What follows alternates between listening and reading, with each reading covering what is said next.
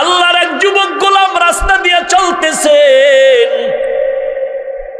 গুনাহগার নেক আমলওয়ালা না, প্রতিদিন মদের আড্ডাখানায় যায়, আজকেও যাচ্ছে। হঠাৎ করে রাস্তার মাঝে একটা কাগজ পড়ে দেখলো, কাগজটা হাতে নিয়ে দেখলো আরবি লেখা, ঠোঁটে চুমা খাইয়া বাড়িতে গিয়ে কাগজটা হেফাজতে রেখে আবার মদের আড্ডাখানায় গেল। ওই জামানার কুতুবুল আলম হাসান বসরি রহমাতুল্লাহ আলাই আল্লাহর পক্ষ থেকে জানলেন, মদের আড্ডাখানায় অমুক এক যুবক বান্দা, আমি আল্লাহর পক্ষ থেকে দাওয়াত পৌঁছায় দাও। হাসান বসরি রাতের গভীরে মদের আড্ডাখানায় চলে গেলেন।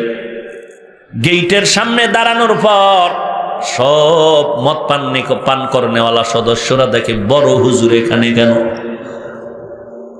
সবাই চিনা ফেলাইছে বড় হুজুর।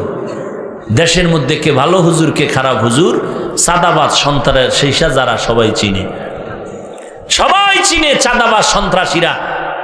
ভালো হুজুরের কাছে মাঝে মাঝে গোপনে হাতিয়া নিয়ে দোয়া নেয়, আছে না নাই? যে কারণে এত গজবের দোয়া করলেও একটা গজব ওদের মাথায় পড়ে না। কারণ ওই যে দান সৎকা করে, কোটি কোটি টাকা দান করে, আবার আল্লাহওয়ালা যারা ভালো তাদের থেকে দোয়া নেয়। ওই যুবক মদ পান করে মদের আড্ডায় বেহুশ। হাসান বসরি বলে, অমুক নামের এক যুবক বা বিশার নামের এক যুবক ওখানে আছে কিনা? বলে হ্যাঁ আছে, মদ পান করে মাতাল হয়ে আছে। বলে হুশে আসলে আমার সালাম জানায় দাও। এই বিশার আসছে হাসান বসরি বড় হুজুর তাড়াতাড়ি ডাকছে। দ্রুত গতিতে মোটামুটি ফ্রেশ হইয়া আল্লাহর ওলির সামনে হাজির। এই যুবক আসো, তোমার হাতটা আমার হাতে লাগায়া দাও। আল্লাহ ওয়ালাদের নজর পড়লেও অ্যাকশন হয়, আল্লাহ ওয়ালাদের সোহবতে গেলেও অ্যাকশন হয়। এই যুবক যখন আল্লাহর ওলি হাসান বসরির হাতে হাতটা লাগায় চলতেছেন, বলে এমন কি ভালো কাজ করছো যেই ভালো কাজের জন্য তোর কপাল খুলে যাচ্ছে? বলে ভালো কাজ তো জীবনে করি নাই, আজকে একটা আশার পথে আরবি লেখা পাইয়া আদবের সাথে বাড়িতে হেফাজতে রাখছি। তাই নাকি? বলে চল। বাড়িতে গিয়া বলে কাগজটা আমার হাতে দাও। হাতের মধ্যে কাগজ নিয়ে হাসান বসরি তাকায় দেখতেছেন, ওই কাগজের মধ্যে আমার আল্লাহ তাআলার ইসমে আজম লেখা আছে। আল্লাহর ওলি হাসান বসরি বলে, যুবক কপাল তোর ভালো, তওবা কর, আল্লাহ তোর মর্যাদা বাড়ায় দিবে। হেদায়েতের দরজা খুলে গেল। যুবক তওবা করলো। এখন এই বিশার শুধু শুধু বিশার না, এখন তার নামের শেষে হাফি শব্দ লাগানো হয়। খালি পায়ে চলে বিশার, বিশরে হাফি খালি পায়ে চলতেছে। এতদিন ছিল মদের আড্ডাখানায়, এখন এমন বুজুর্গ হয়ে গেল আল্লাহওয়ালাদের সোহবতে। গোটা আউলিয়া কেরামদের ইতিহাসে তার নাম স্বর্ণাক্ষরে ইতিহাসে লেখা আছে। এই বিশরে হাফি জুতা কেন পায়ে দেয় না? বলে আমার রসুলের জন্য পুরা জমিনটা জায়নামাজ বানায় দিছেন, আমার আল্লাহ পবিত্র করেছেন। পবিত্র জমিনে জুতা পায়ে দেওয়াটাকে বেয়াদবি মনে হয়। কি পরিমাণ আদব!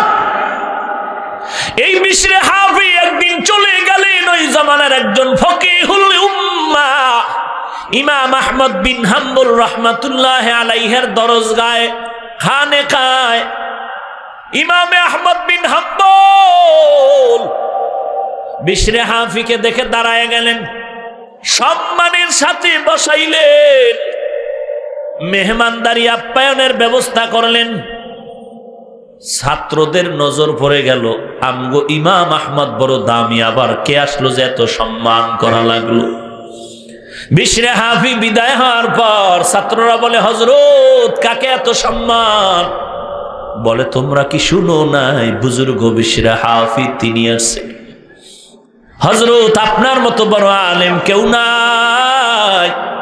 ইমাম আহমদ বিন হাম্বল বলে, রে ছাত্ররা শুনে নাও, আমি ইলমের লাইনে যদিও তোমরা দেখো আগানো, কিন্তু মারিফতের লাইনে আমার থেকে বিশরে হাফি আগানো। ছাত্রদের মধ্যে শুরু হয়ে গেল, একটু টেস্ট করি তো। হযরত যাব, তাকে কিছু পরীক্ষা প্রশ্ন করার জন্য যাব। ছাত্ররা রেডি হয়ে গেল, বিশরে হাফির দরবারে যাবে, কিছু প্রশ্ন করবে। ও ছাত্র ভাই, আদবওয়ালা জিন্দেগির কত দাম! বিশরে হাফির দরবারে ছাত্ররা রওয়ানা।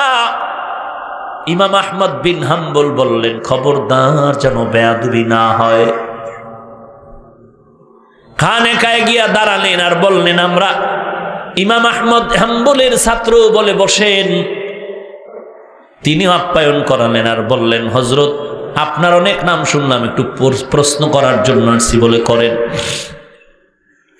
এক নাম্বার প্রশ্ন, নামাজের মধ্যে যদি অজিব ছুটে যায় কি করা লাগবে? বিশরে হাফি হিকমতের সাথে জবাব দিতে শুরু করলেন, কারণ তাকওয়ার পাওয়ার আছে। আর যার মধ্যে তাকওয়ার পাওয়ার আছে তার মধ্যে ঐশী একটা ক্ষমতা আসে, যেই ক্ষমতার নাম কোরআনে বলা হলো ফুরকান। ইয়া আইয়ুহাল্লাযীনা আমানু ইন তাত্তাকুল্লাহ ইয়াজআল লাকুম ফুরকানা। ফুরকানের সম্পদ, মা মা'নাল ফুরকান হুয়া নূরুম মিন ইলাহি, আল্লাহর দেওয়া একটা নূর। বলে এটা দিয়া কি করবে? মা বিহি ফুররিকা, মা ফুররিকা বিহি বাইনাল হাক্কি ওয়াল বাতিল। আল্লাহর দেওয়া নূরের ওই অংশ, ওই পাওয়ার পে ফুরকান দিয়া বান্দা হক বাতিল নির্ণয় করে একাই হকের